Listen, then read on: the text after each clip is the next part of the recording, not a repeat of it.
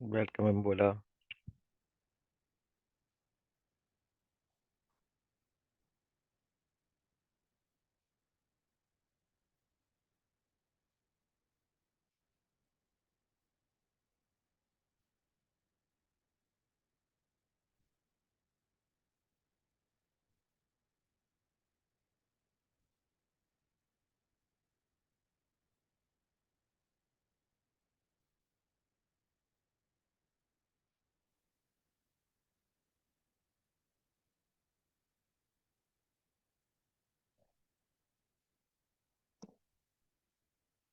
Welcome, Abimbola.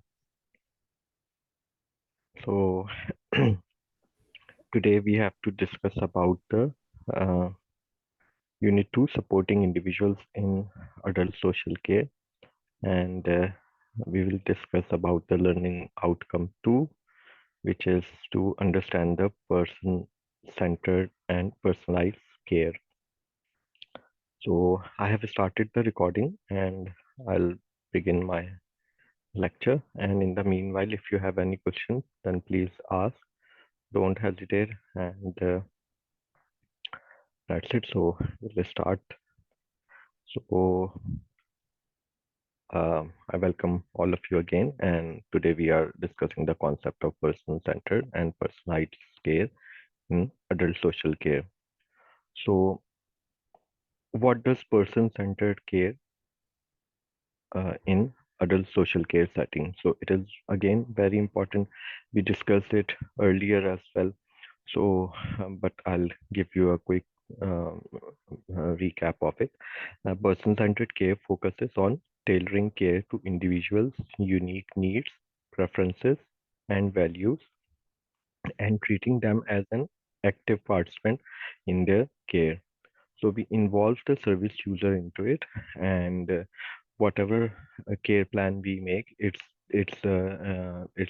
like related to their unique needs, preferences, values, and we treat them with uh, empathy and with respect. So there are importance of considering an individual and individual background and their experiences in providing personalized care. So when we consider an individual background and experiences, what it does, it helps in creating care plans that resonate with their life story, promoting a sense of familiarity and comfort in care delivery. So why it is crucial for care providers to empower individuals to make choices about their care in a person-centered approach. So, empowering individuals to make choices about their care promotes autonomy and self-determination, enhancing their sense of control and well-being. So, uh, we always look for the care needs or their individual choices, their individuality, their religion, gender, age. We will, excuse me, we will always look for those. Uh, Lastly, how does personalized care go beyond addressing just physical needs in adult social care? Personalized care also encompasses emotional, social, and physiological well-being, recognizing the individual's holistic needs for a comprehensive and tailored approach to care. Understanding and implementing person-centered and personalized care is a key to providing effective and compassionate care in adult social care setting. So these all are the important points, and we have reviewed what we have learned in the past and what we will cover in supporting individuals in adult social care and to understand person-centered and personalized care. So moving on to the next slide. Right, here we have the indicative content. So we have uh, these bullet points. Right, so The first one is what person-centered and personalized care are and why they are important benefits for service users. Right. So when we think about it, so it's like customizing care based on individual needs and preferences. So if we ask that what could be an example for it, so it's like allowing a service user to choose their own meal times. So what we are doing is we are considering their preferences. And for example, if we talk about the principles and practice, so the principles and practice of person-centered care is focusing on the individual need, desires, and well-being. So, for example, involving a service user in decisions about their care plan. Then we have person-centered assessment and planning, right? So, in the assessment and planning, what we do is we evaluating individual needs and preferences to create a tailored care plan.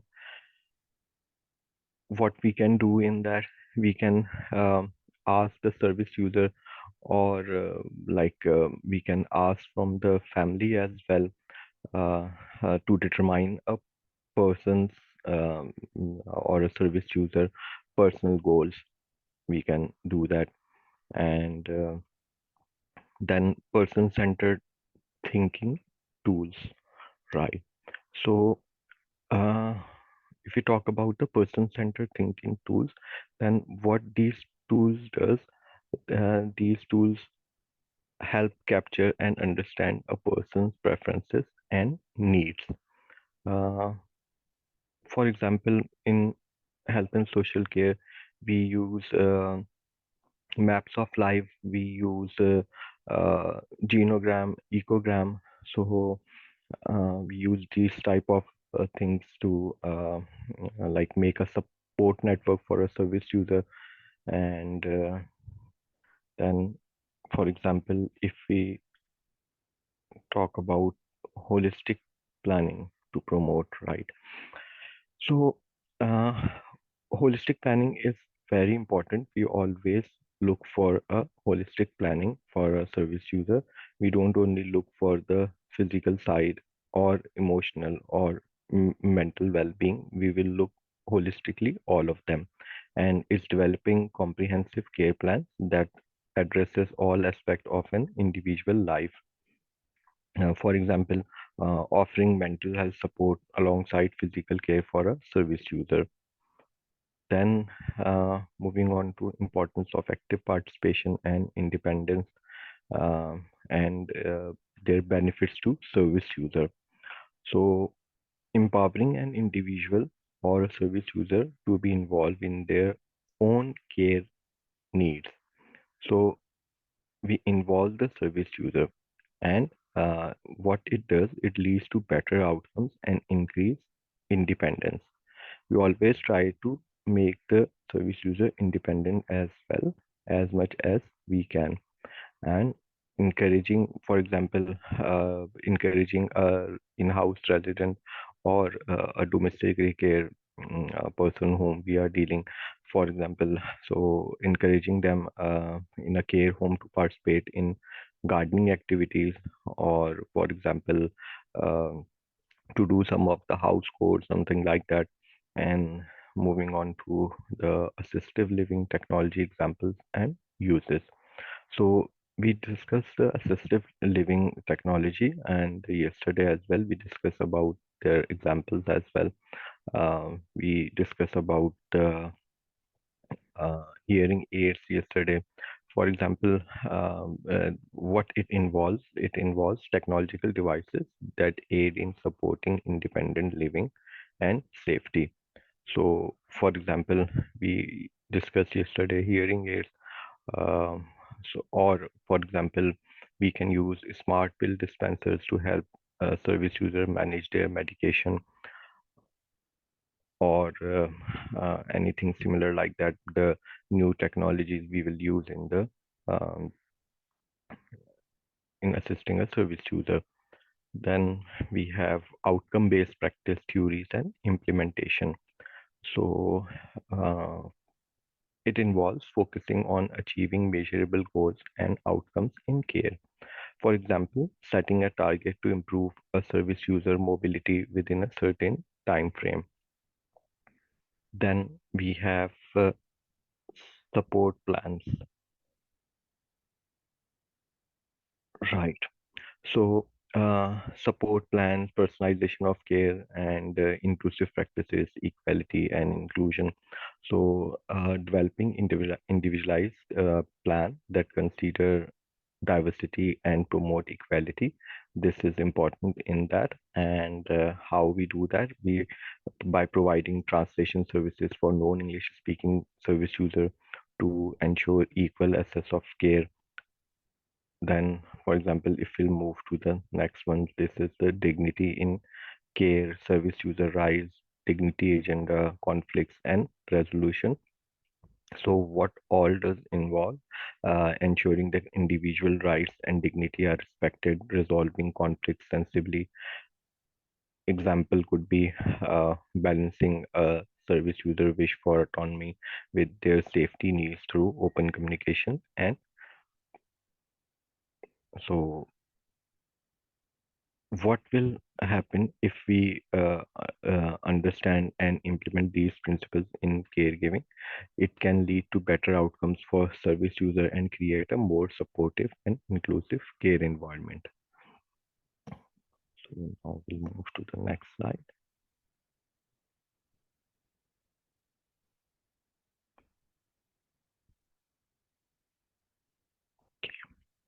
So now on this slide, we have to analyze the principles and practice of person-centered care. Right.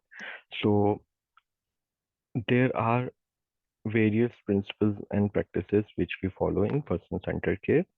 So person-centered care serves as a foundational philosophy that places the individual at the heart of caregiving.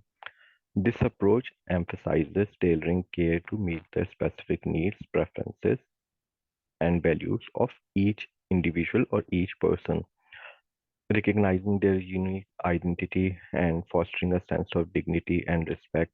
And when we do the analysis of the principles and practice of person-centered care, we uh, start a journey to understand the core principles and which underpin these approaches and explore how these principles manifest in diverse care setting to promote holistic well-being.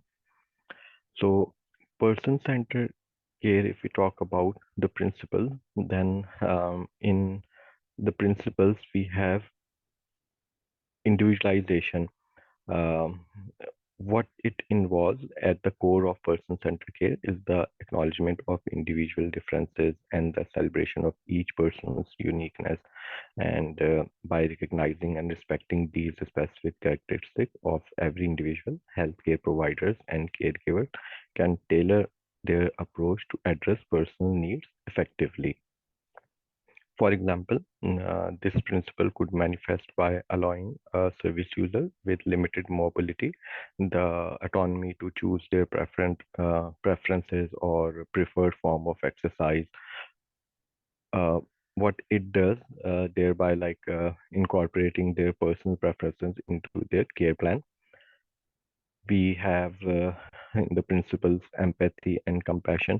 So this is again very important in health and social care field, and person-centered care emphasizes the cultivation of empathy and compassion in caregiving practices, emphasizing the importance of understanding and relating to the experiences and emotion of those receiving care. For example, a caregiver demonstrating empathy and compassion might comfort a distressed service user by actively listening to their concerns, offering emotional support alongside medical care. Then, for example, if we discuss about collaboration, so collaboration lies at the core of person-centered care, and it highlights the necessity of involving individuals in decision-making processes regarding their own care by creating a partnership between caregivers and care recipients. These principles aim to empower individuals and foster a sense of autonomy. For example, in practice, like a collaboration might involve engaging a service user in discussion about their treatment plan and health goals, allowing them to actively participate in shaping their care journey. Um, then, for example, if we talk about the practices of person-centered care, so what it involves building relationships, establishing trust-based relationship with those under care is essential for delivering person-centered care effectively. So, what could be an example?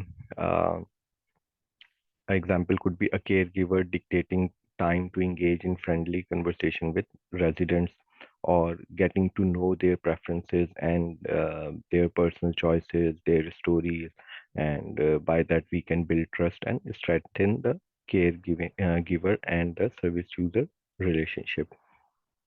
We could have flexible care plans, person-centered care we can adopt, and then care plan should be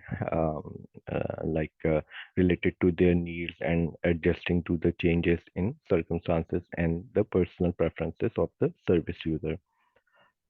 Then we can say that continuous evaluation is very important. So what it involves regular assessment and reassessment of an individual needs, and satisfaction with care are crucial components of person-centered care. Why we do that? By continuously evaluating care plans and outcomes in collaboration with care recipients, caregivers can ensure that care remains tailored and effective. An example could be care providers may periodically review a care plan with a service user to assess its alignment with the individual's current goal and preferences. So these all are the important point. And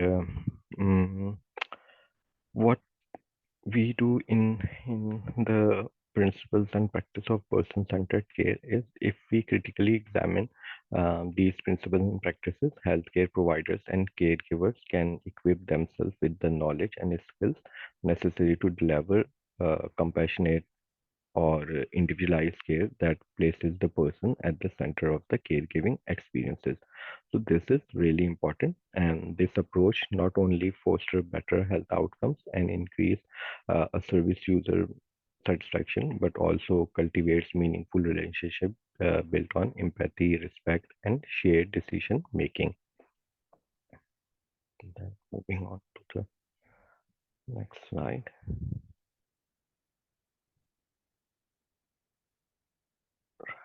Okay, so we have to discuss these 3 points, right? So individuality and autonomy, right?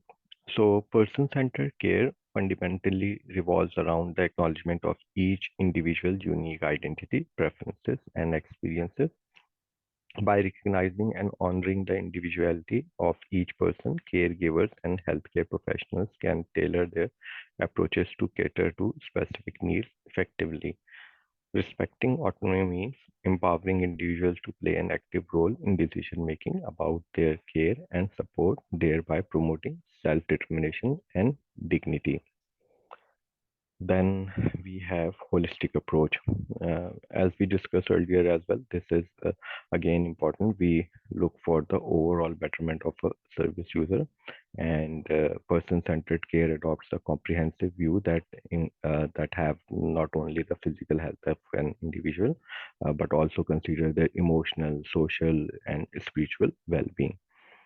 Understanding that a person's health and quality of life are influenced by uh, many factors beyond their uh, medical conditions or like it's crucial for providing holistic care that addresses all aspects of a person's life.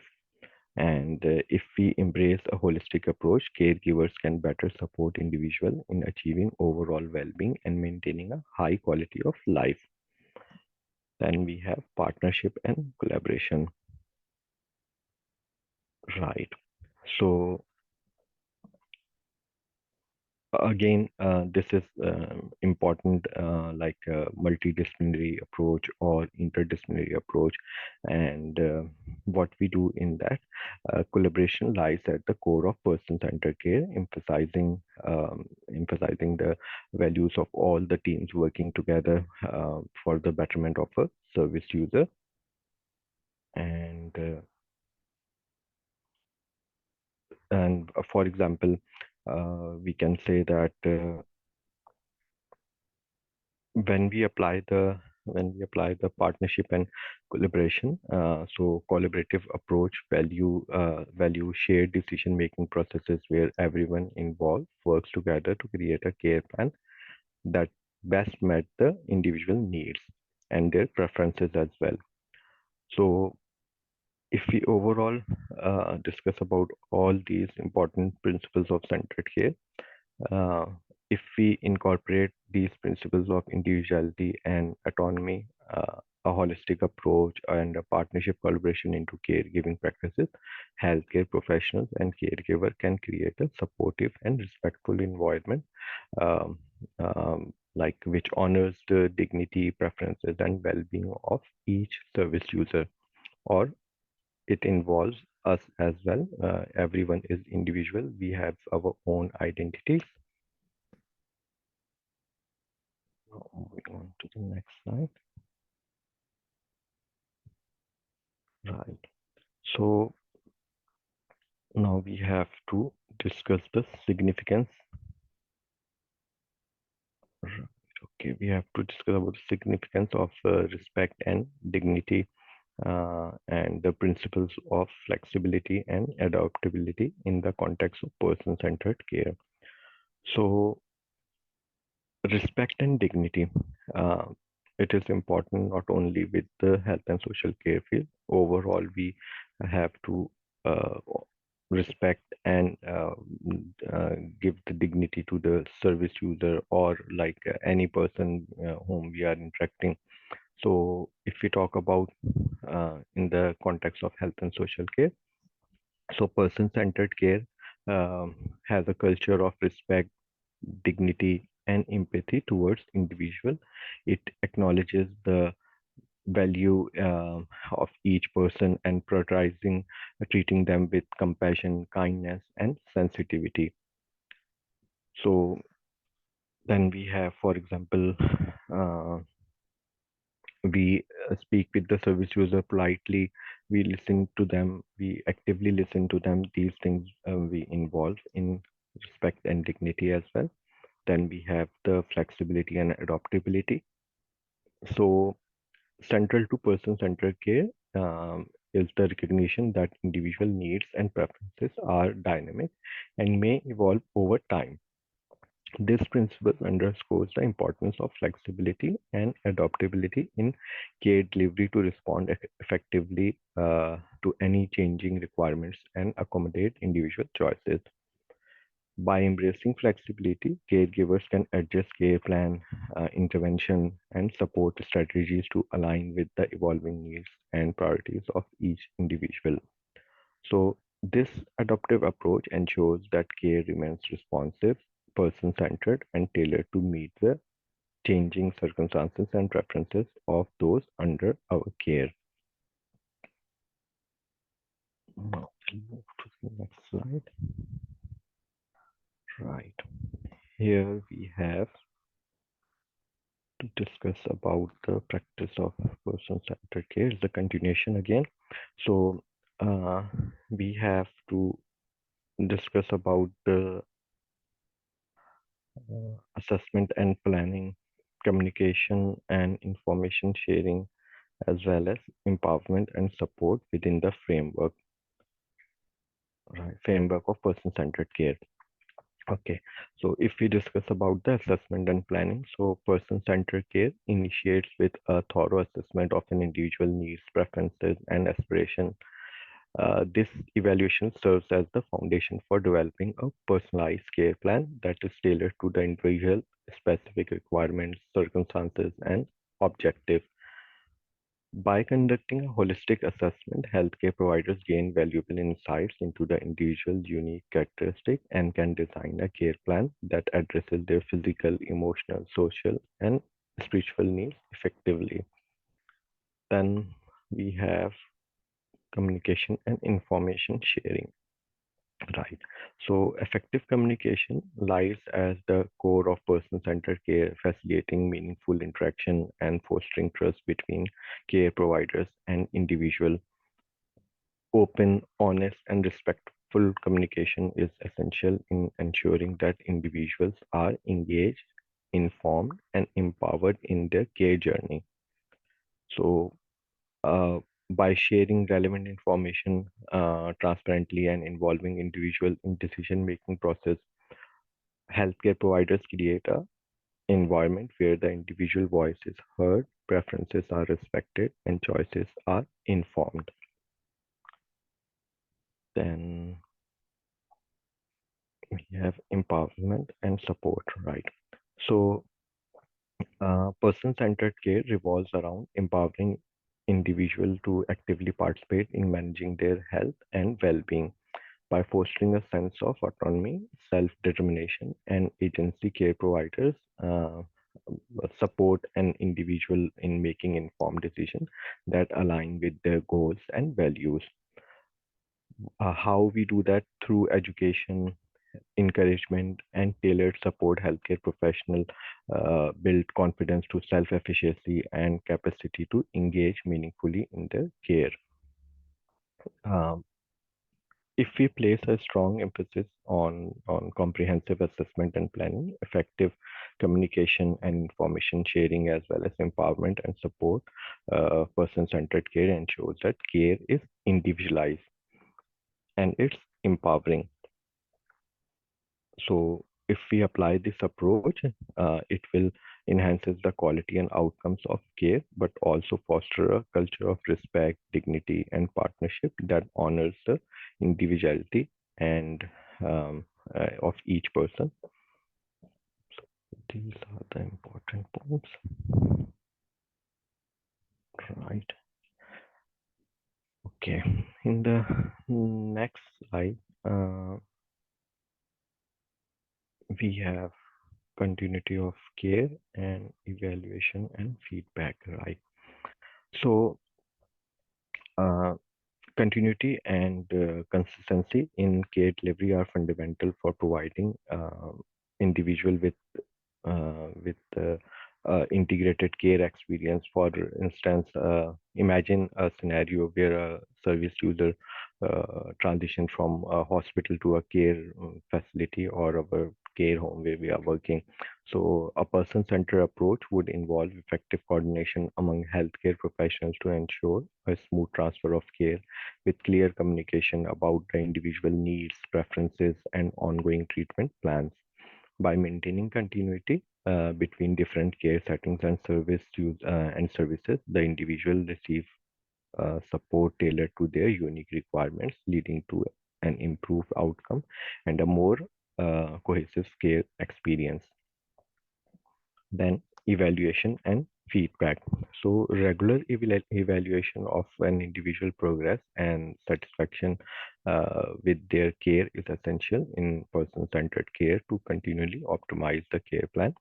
Uh, an example could be a home care provider regularly seeks feedback from an elderly service user and their family members to assess the effectiveness of the care intervention and identify areas for improvement. And by actively listening to the feedback, healthcare providers we update the care plan according to that as well. And these are the important points in the slide. We move to the next one. So we have to discuss about the challenges and consideration. Right. So uh, we have resource constraints, cultural sensitivity, and empowering staff. Okay. So, for example, right. So, if we talk about the resource constraints, so in environments where resources such as time and staffing are limited, implementing person-centered care can pose challenges. So, investing in person-centered care approaches can ultimately lead to more efficient and effective care delivery in the long run. For example, in a busy healthcare setting, time constraints may make it difficult to engage in lengthy discussion with service user. Despite the challenges, adopting person-centered practices such as actively involving service user in decision making can enhance communication, improve treatment adherence, and ultimately lead to better health outcomes. Then, if we discuss about the cultural sensitivity, so person-centered care necessitates that the sensitivity to individual cultural background, beliefs, and values in order to provide truly individualized care. So care provider must be culturally competent and respectful of diversity to ensure that care is person-centered. For example, a service user from a different cultural background may have specific preferences regarding communication style, dietary requirements, or spiritual practices. Then we have to discuss about the empowering staff. Okay. So implementing person-centered care requires a shift in mindset and practice among care providers. Um, Training and ongoing support are essential to empower staff to embrace person-centered principles and practices in their daily work. Um for example, healthcare organization can offer training programs that focuses on communication skills, shared decision making, and cultural competence to equip staff with the tools and knowledge needed to deliver person-centered care effectively. Now we move to the next one. Right. So in conclusion, person-centered care is founded upon core principles of individuality, autonomy, and collaboration with a central, these all have a central emphasis on addressing the needs and preferences of each individual in care. Uh, and by analyzing and embracing these principles, care providers can cultivate a person-centered care culture that involves the dignity and empowerment and holistic well-being for all individuals under their care. Move to the next slide. Right. In the next slide, we have to discuss about analyze the principles and practice of personalized care. Right. So, uh, in analyzing the principles and practices of personalized care, it's essential to understand the approach that goes beyond general person-centered care principles. Personalized care entails tailoring intervention and support to precisely meet the unique needs, preferences, and circumstances of each individual. The important bits could be like tailoring, tailored intervention. So, what it involves, like personalized care, involves designing intervention that are specific to the individual, taking into account their unique needs, preferences, and their wishes as well. So then we could have individualized planning. So what it involves, personalized care requires creating individualized care plan that consider the person as a whole, focusing on various aspects of their well-being, such as physical, emotional, social, and spiritual needs. Then we have flexibility and adaptability, uh, like it involves intervention and strategies as the individual needs evolve. By being adaptable, care provider can respond to changes if there are any. Then we will update the care plan or the need strategy according to that. Then we could have continuous monitoring and adjustment. So personalized care involves ongoing monitoring of the individual progress and feedback. What it does, it enables care providers to make adjustment to the care plan in real time, ensuring that the intervention remain relevant and effective in meeting the individual goals and needs. Move to the next slide.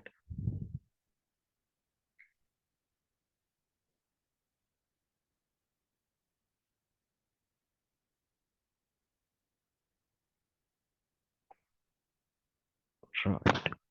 So that's we have to discuss about principles again.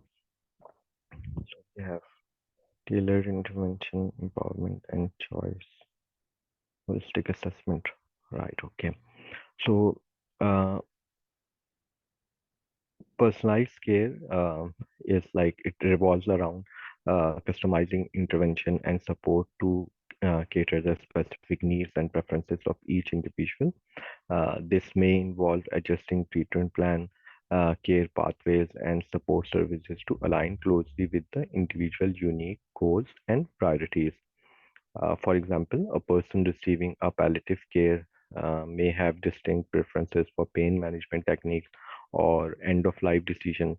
So, personalized care would ensure that these interventions are tailored to meet their specific needs and align with their values and priorities, enhancing the effectiveness and relevance of care provided.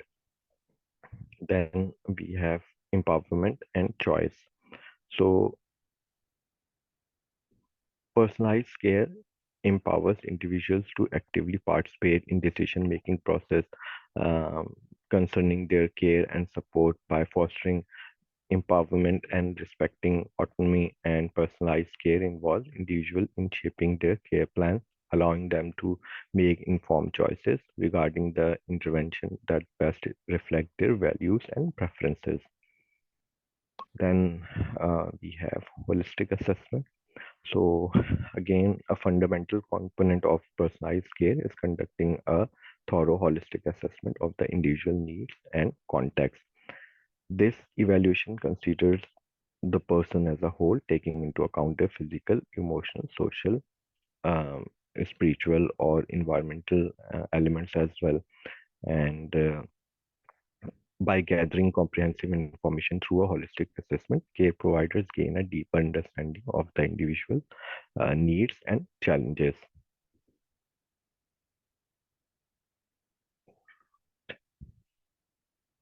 And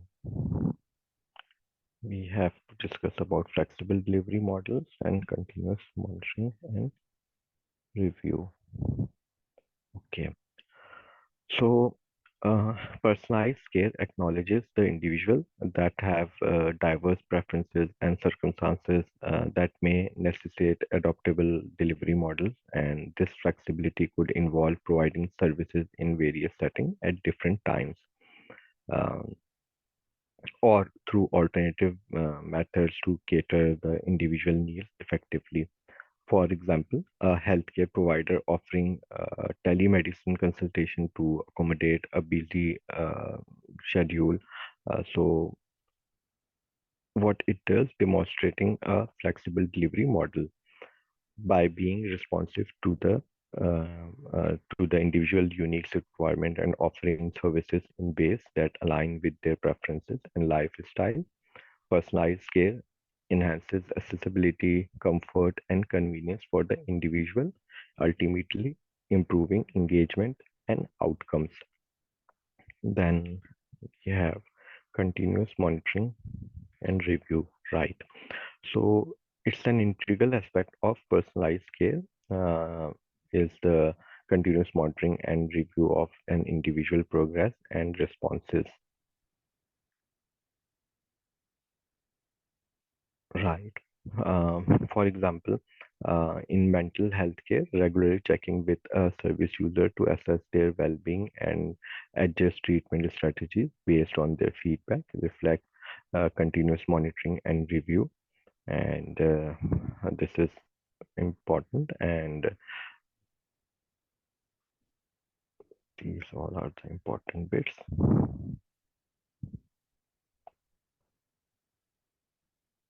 Then we have individualized care planning, shared decision making, coordinated care delivery. Right. So we have to discuss these 3 points. So personalized care commences with an individualized care planning and a process that involves collaboration among individuals, their family members, and care providers. This collaborative approach ensures that the care plan is tailored to reflect the individual unique needs, preferences, and goals. And we have shared decision making. So if we talk about the uh, shared decision making, so in personalized care, an essential element is promoting shared decision making between the individual and their care team. This collaborative process entails providing information, discussing available options, and considering the individual preferences and values when making decisions about their care. Then we have coordinated care delivery.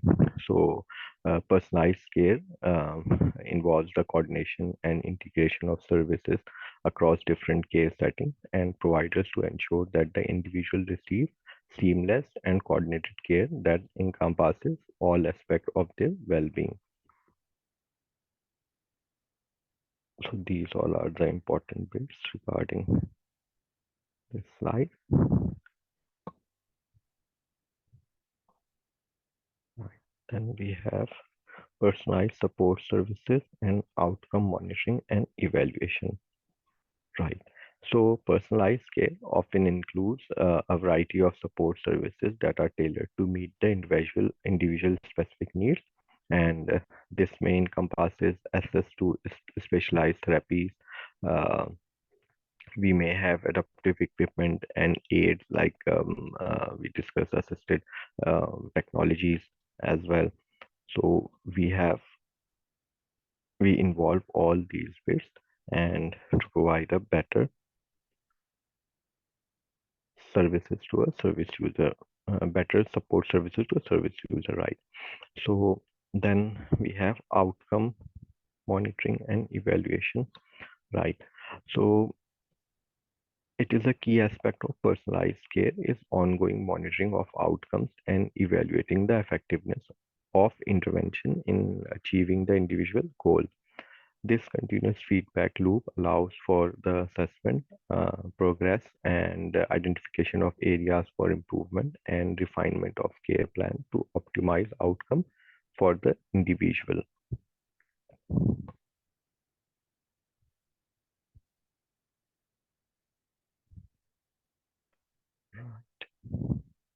Then we have to explore the importance of resources allocation, data privacy, and security, as well as cultural sensitivity in the context of personalized care. Okay, so if we talk about resource allocation, so um, it involves offering personalized care. Uh, uh, like we have the demands of some additional resources and investment to tailor services to individual needs and individual needs. And what we have is care providers must make a balance between the benefits of personalized care and constraints of available resources to ensure equitable access and sustainability. For instance, a healthcare organization implementing personalized care programs may need to allocate resources for staff training, specialized equipment, and technology to support individualized care plans. And by carefully managing resources allocation, care providers can optimize the delivery of personalized care, maximize impact and maintain a sustainable and inclusive care environment that benefits all individuals receiving care. Then data privacy and security. So, uh, personalized care relies on the collection and utilization of individual health and social care data to inform care planning and delivery. Care provider must select uh, like we must follow the protocols of safeguarding, and we must adhere to the data privacy, um, and we will also look for the confidentiality element and integrity of personal information. Uh, just for example, in telemedicine services, data encryption and secure transmission protocols are essential to protect a service user information during virtual consultation. Then we have cultural sensitivity, right? So, personalized care involves sensitivity to cultural differences and preferences to ensure that interventions are culturally appropriate and respectful. Care provider must be trained in cultural competence to deliver personalized care that is inclusive and responsive to diversity. For example, in aged care facilities, staff training programs may focus on cultural competences to effectively engage with residents from diverse backgrounds. Now move to the next slide. So, in conclusion, personalized care represent a significant evolution of from the principles of person-centered care by focusing on tailoring intervention and support to correspond with the specific needs, preferences, and circumstances of each individual receiving care. By discussing and applying these principles in practice, care providers can elevate service delivery standard and enhance outcome for service user, fostering empowerment, choice, and holistic well-being. So, if we embracing all the aspects of personalized care, care providers can create a tailored, inclusive, and holistic care experience that prioritize individual well-being, autonomy, and quality of life. Move to the next slide. Right. Now we have to discuss about evaluate ways to promote and maintain a culture where practice is centered on needs of service user. Right. So what it has training and education. So for example, culture center. Right. For example, if we discuss about training and education, it is important. So, offering ongoing training and education program for staff on person-centered care practices can improve the impact of culture of care, and regular training helps staff understand the importance of individualized care and equip them with the necessary skills to engage with service user effectively. And what could be the impact of this is by investing in training and education, organization can ensure that all staff members are aligned with the principles of person-centered care, leading to improved communication, increased empathy, and better overall care outcomes. We would consider leadership and role modeling as well. So, leadership plays a crucial role in shaping organization culture. Leaders who actively promote and model person-centered practices set the tone for the entire team. When leaders prioritize and demonstrate a commitment to meeting service user needs, it reinforces the importance of these practices throughout the organization. What impact it has, effective leadership and role modeling cultivate a culture where service users are at the core of their practices. So I believe these two aspects are important. Then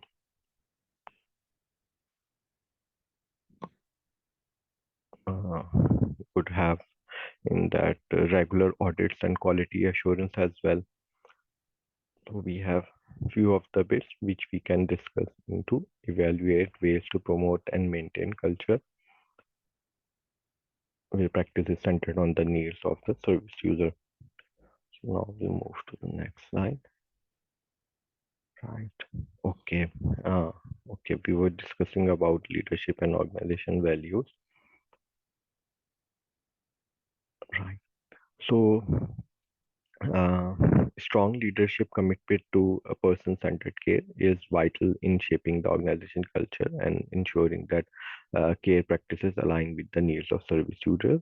And leaders uh, who promote the values such as empathy, respect, and collaboration set the foundation for a person-centered approach to care delivery. And by demonstrating these qualities and prioritizing the well-being of service users, leaders inspire staff to embrace person-centered care principles and foster a culture that revolves around meeting individual needs with compassion and dignity.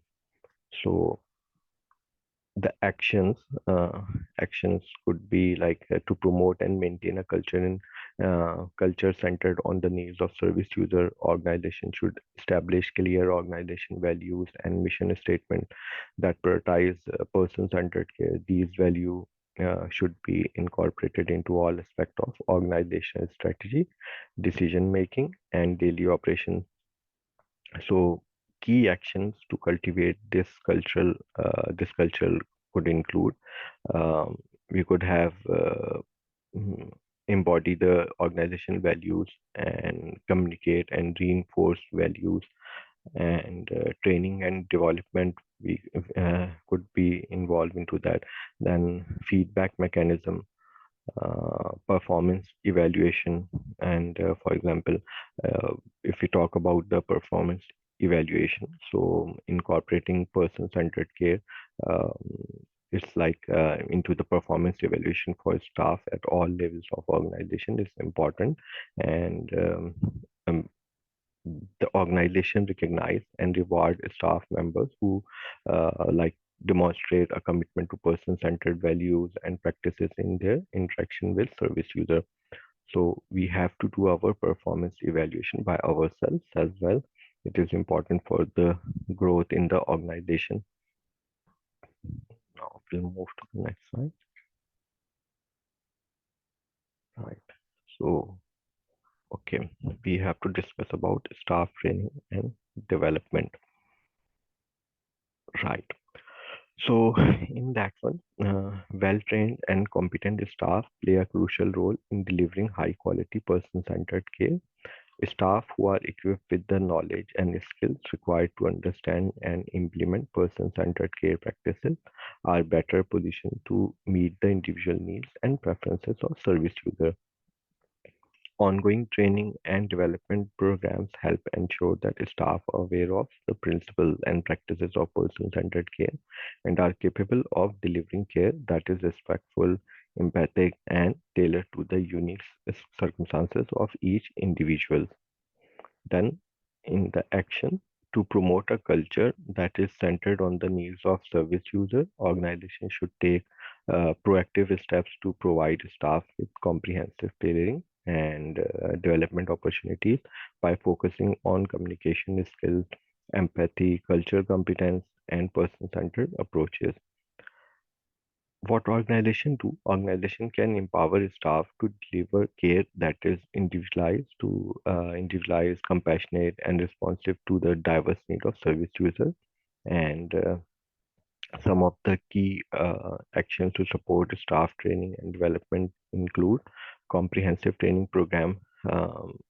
Develop and offer comprehensive training program that emphasizes the importance of person-centered care, and these programs should cover topics such as communication techniques, active listening, empathy building, and cultural sensitivity and strategies for integrating person-centered approaches into care delivery.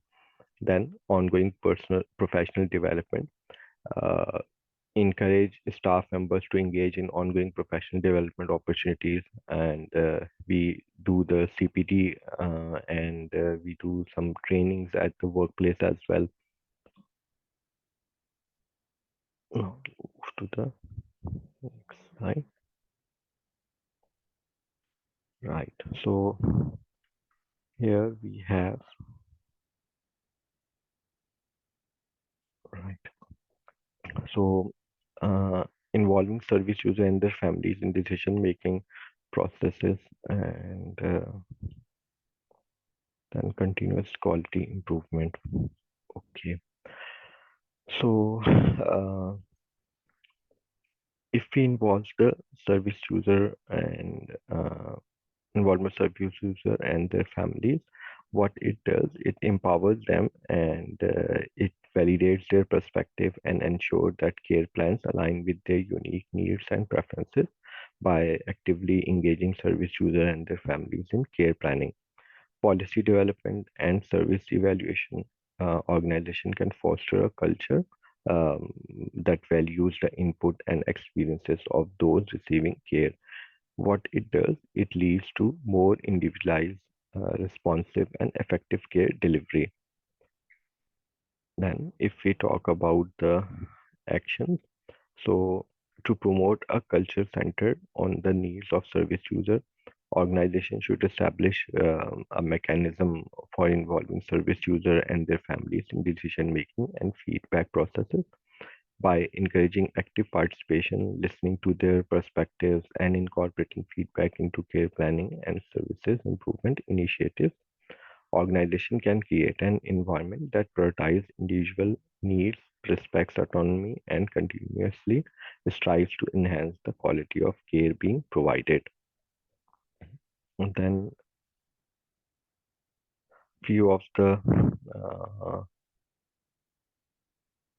actions could be establishing advisory groups. Uh, we discuss about the feedback mechanism, uh, co-designing care plans, and training of staff, few of the bits like that. And we have to discuss about the continuous quality improvement. Right. So continuous quality improvement, it's like implementing quality improvement process that involve regular audits, reviews, and feedback loops to monitor and evaluate the effectiveness of care practices. Use data-driven insights and feedback from service user to identify areas for improvement, address gaps in care delivery, and implement corrective actions to enhance the quality and responsiveness of service provided. By actively involving service user and families in decision-making process, implementing feedback mechanism, and driving continuous quality improvement initiatives, organization can create a culture that is centered on the needs of service user. Next slide. Right. So we have to discuss about team collaboration and communication and empowering staff and recognizing achievements. Okay. So, effective teamwork and communication are foundational elements for delivering coordinated person-centered care, and collaborating practices enhance coordination among multidisciplinary team, and we always involve the multidisciplinary team or the interdisciplinary team, and what it does, promote information sharing and ensure that care plans are aligned with the individual needs and preferences of service users. And by fostering a culture of collaboration and open communication, organization can enhance the quality of care delivery, and it could improve outcomes and create a supportive and responsive care environment. So if we talk about the action, so to cultivate a culture centered on the needs of service user, organizations should prioritize team collaboration and communication while empowering staff to deliver person-centered care. And few of the key actions to promote teamwork, open communication and staff improvement could include fostering a culture of collaboration, and they can create a supportive environment that encourages collaboration among multidisciplinary team, promote sharing of expertise, ideas, and perspective to enhance coordination and decision-making processes. And they could encourage team members to work together, uh, so for the betterment of the service user. Then we have uh, staff empowerment and recognizing achievements, right? So staff empowerment. So empowering staff to contribute ideas, make decisions, and take ownership of their work. It provides opportunities for staff to participate in decision-making processes and contribute to care planning and engage in quality improvement initiatives. Empowered staff members are more likely to prioritize the needs of service users, take initiatives, and deliver care that is responsive to individual care preferences and circumstances. Then to discuss about recognizing achievement. So it involves celebrate and acknowledge staff achievement that demonstrate a commitment to person-centered care, recognize individuals and teams who like perform well and who worked on the person-centered values in their interaction with service users, their families, colleagues, and if we recognize and uh, we recognize and celebrate the achievement, organization reinforce the importance of person-centered care, inspire staff members, and create a culture that values empathy, respect, and individualized care. So by promoting team collaboration, open communication, staff empowerment, and recognition of achievement, organization can foster a culture that is centered on the needs of service users. And this collaborative and empowering approach enhances the quality of care delivery, strengthens teamwork, and ensures that service users receive individualized, responsive, and person-centered care that prioritize their well-being preferences and outcomes. To the next slide. Right. So we have to discuss about accountability and feedback mechanism, creating a positive organizational culture. Right.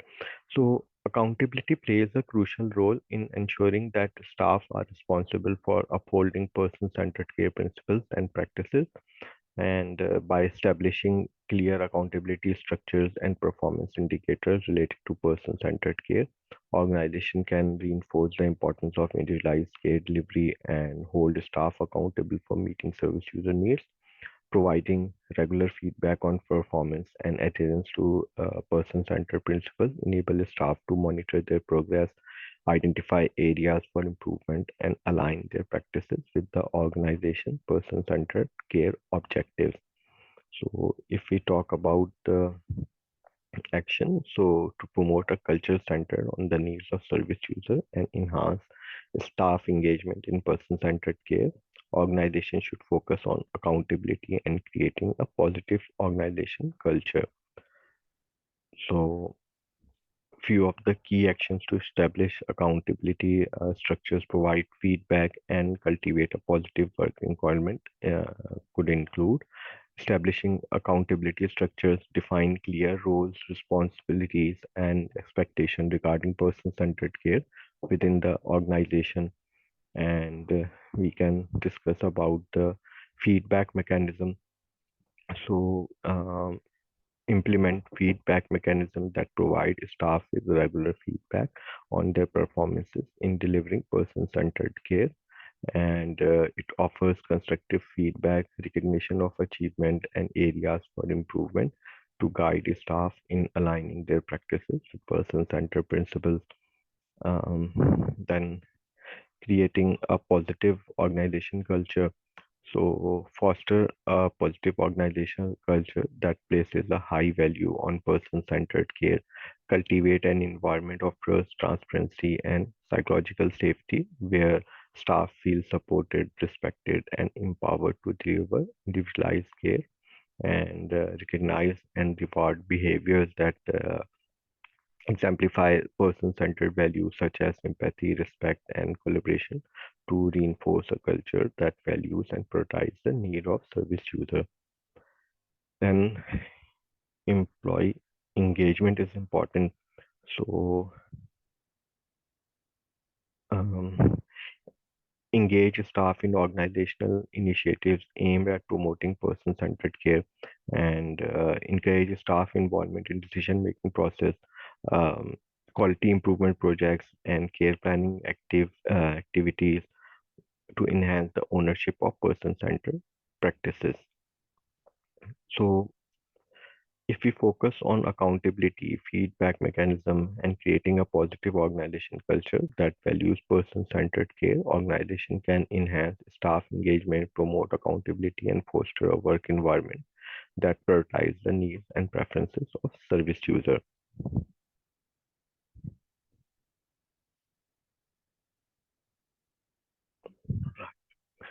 So we have the conclusion here.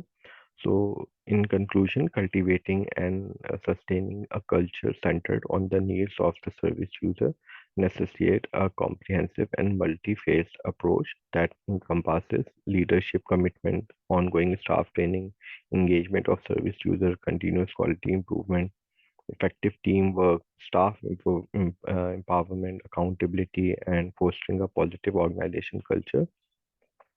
By evaluating, implementing, and integrating these strategies into daily practices, organizations can create an environment where person-centered care, uh, like is the core and core for all. And through, if we discuss about the leadership support, so through leadership support and exemplification of person-centered values, organization can set the tone for a care culture that prioritizes the individual well-being and preferences. And ongoing staff training and development ensures that care providers are equipped with the necessary skills and knowledge to deliver individualized care effectively. And involving service user in decision making processes. It promotes and promoting teamwork as well, and empowering staff to contribute and make decisions further. Uh, Solidify a culture that values empathy, respect, and active engagement with service user. Then we can just say that continuous quality improvement processes, we discuss about that, accountability mechanism, and a positive organization culture that emphasizes person-centered care, foster a supportive and responsive care environment where service users feel empowered, respected, and valued. So these all are the important aspects which we discussed in today's lecture. I'm again sorry that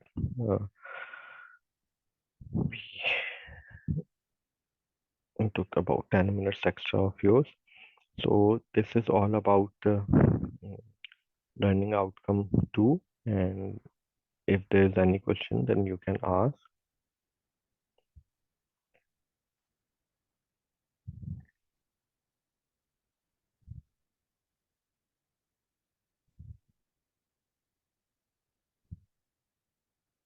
Any question from the participants?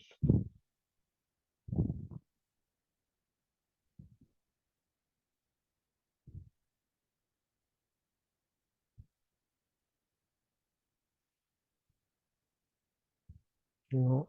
Okay. So this is all for today's lecture, and I'll see you then next week, same time on Saturday. And so we have so far covered the learning outcome 1 and the learning outcome 2. Take care, everyone. We'll meet next week. Take care. Bye.